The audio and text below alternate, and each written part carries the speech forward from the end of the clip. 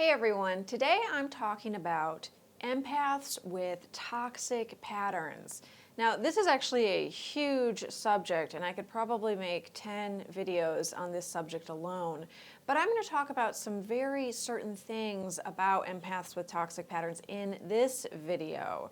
Number one is that most empaths come from a dysfunctional home. Now, if you're an empath, you probably already have a lot of experience with this. And in my opinion, this is why empaths develop into empaths. This is why we're so highly intuitive. This is why we're so in tune with the emotional temperature of any room we walk into. Because when we were kids, we had to be. We had to develop that intuition as a survival skill. So we're really good at reading people. We're really good at reading situations. And this develops our empathic abilities. We pick up on other people's emotions. We absorb other people's emotions. We can instantly feel what another person is feeling, and then we respond to that. Now, the reason this happens is because empaths, like I said, we grow up in these dysfunctional family dynamics. And when you have any sort of dysfunctional family dynamic, what you also have is a large family shadow. Families have shadows just like people have shadows, right? So the shadow is everything you don't want to see, everything you don't want to acknowledge about yourself, everything you're uncomfortable with. It sort of gets pushed into that shadow bag, and families do the same thing. A lot of times, families that have dysfunctional family dynamics, maybe dad drinks too much, dad has an addiction, mom has mental health stuff going on, mom's a narcissist. Those are just a few of the things that could happen. When stuff like that is going on, it creates this family shadow. We don't talk about that. We don't look at that. We don't acknowledge that. We kind of shove all of that into the shadow, and then we put on this facade for the rest of the world, this facade that says everything's okay, don't look too closely. Some of these families even have the facade of everything's perfect. We are the perfect family. So when that happens in a home where there's an empath, when an empath is growing up in that type of home, the empath sees the shadow because empaths see everything. We see everything very clearly. So the empath sees that big family shadow, and we cannot ignore it. We cannot ignore it like the rest of our family members can. The rest of our family members are very intent on repressing the shadow, denying the shadow, acting like that shadow is not there. But empaths can't do that because we see that shadow. So what happens is that we respond to the shadow. We act as if the shadow is out in the open, especially if we're very young children and we don't know better yet. We haven't yet been told not to say that, not to comment on those things, not to bring those things up. If that hasn't happened yet, if we haven't been conditioned to that way, we will point out aspects of the shadow to different family members. So we react to the shadow, the whole dynamic.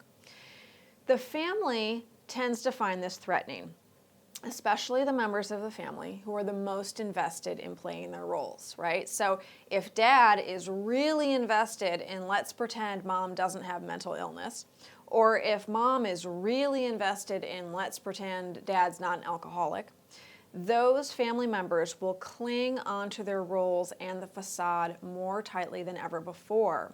And when the empath shows any sign of noticing the shadow, noticing the reality that's actually going on behind all of these masks, those family members will feel very threatened by the empath, and they will usually passively, aggressively punish the empath.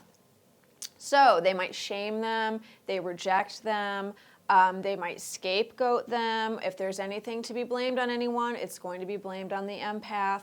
Or they might ignore them. They never see them. The empath feels invisible, like they can't do anything to be noticed or acknowledged. These are all different ways of undermining the empath. Also gaslighting. That's a really common thing, right? You're crazy, you're overreacting, what you're seeing isn't really there. Stop saying those things. So consequently, and unsurprisingly, the empath grows up with a deep sense of internal shame and low self-worth, right? I shouldn't say these things. The things I'm seeing aren't real. I'm crazy. I'm making them up. It's all my fault. Everything's my fault. We tend to really internalize these kinds of patterns. we also internalize a whole set of other toxic patterns that go with this. And I see this happen in so many empaths. These patterns block us. They block us in our creativity. They block us in our relationships. They block us with money. They block us from moving forward in our lives. And most of the time, we're completely unconscious of them. Or we know something's going on, but we just don't know what. We know that we're blocked creatively, and we don't know how to get out of it. We know that we've never been good with money, and we don't know how to break out of that either. We know we are repeating these same relationships over and over, these dysfunctional relationships with other people, but we don't know how to stop doing that. These are the empath toxic patterns at work. Now, I'm going to be talking about this and much, much more in a workshop that I'm teaching this weekend. It's happening Saturday, November 9th. Registration opens today, and registration is closing on Friday, November 18th. This is a 2-hour workshop.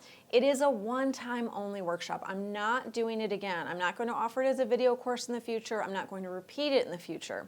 So if this is speaking to you, please make sure you register, because even if you can't make it live, you will get the recordings and you will get lifetime access to that 2-hour recording.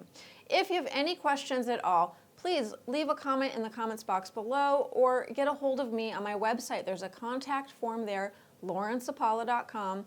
Please let me know your questions, because like I said, registration closes Friday, November 18th, and I won't be able to let in any latecomers. And if you miss it this time around, I can't send you the recording after the fact, as that's not fair to the other people in the class. So hopefully I will see all of you for this workshop. Healing Toxic Patterns for Creatives and Empaths is the name of it. So if you're an empath, if you're a creative, if you're a writer, if you're a painter, if you're an artist, if you just want to be those things, if you know you're creative inside and you definitely know you're an empath, this is the workshop for you. This will help you move forward. This will really help you transform a lot of those deep, deep-rooted patterns that you've known are there for a long time, and you just don't know how to root them out. You just don't know how to actually heal them. That's what we're going to be doing this weekend in this workshop. I hope to see you there.